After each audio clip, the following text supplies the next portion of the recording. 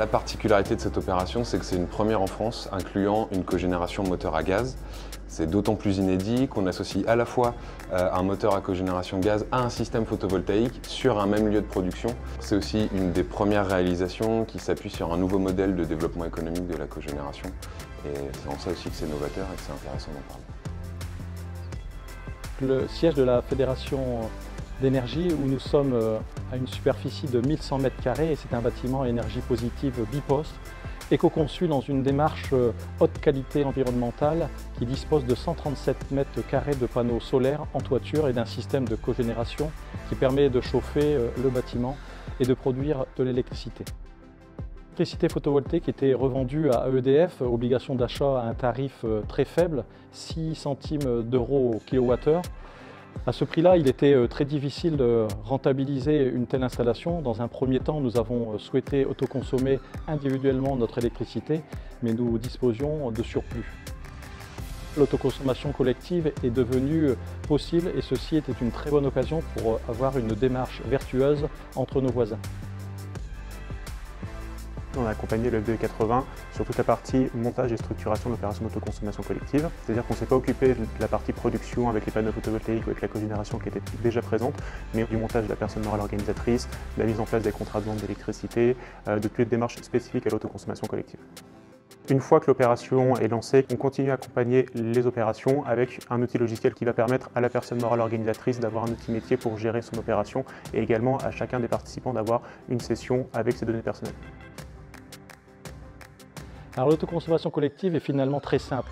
Nous profitons en premier de l'électricité que nous produisons, avec l'avantage d'être exonérés de taxes et de coûts d'acheminement sur ce volume autoconsommé. Nous autoconsommons 75% de notre production. Le surplus est ensuite injecté sur le réseau et l'électricité est revendue à nos voisins. Ils peuvent bénéficier d'une production locale moins chère que l'électricité du réseau centralisé. L'association de cette technologie, elle est pertinente à plusieurs titres. Ça permet de pallier à l'intermittence et au déphasage des ressources, notamment renouvelables, et des besoins énergétiques. Donc ça permet d'aller piocher dans la bonne énergie disponible au bon moment. Deuxième point intéressant, c'est qu'on a aussi une complémentarité des réseaux. On parle plus de dimensionnement, mais on vient aussi utiliser les puissances disponibles et les réseaux existants en fonction de leur capacité. Un troisième point important, et on le voit ici, la cogénération installée permet d'aller chercher jusqu'à 80% de la production annuelle d'énergie électrique des 140 m² de panneaux photovoltaïques.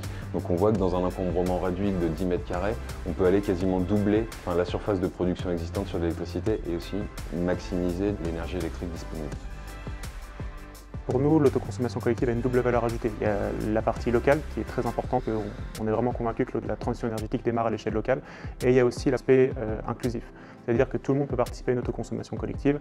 On peut avoir des rôles différents, on peut être producteur ou consommateur.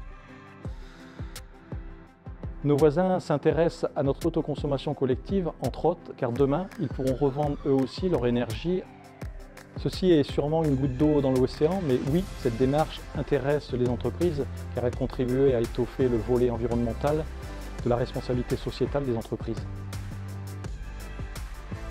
Un dernier point important et qui fait du sens mais qui est plutôt sociétal, ça va être l'implication des usagers dans le rôle de consommateur finalement. Le fait de pouvoir rattacher les usagers à des points de production locaux leur donne de la visibilité, leur permet de se représenter quels moyens on doit mettre en œuvre pour assurer leurs besoins énergétiques et pour assurer leur niveau de vie. Donc c'est un des premiers maillons aussi de la responsabilisation des usagers et encore une fois un pas vers l'efficacité énergétique. L'exemple de la FDE80 démontre bien que c'est à la fois accessible, viable et pertinent.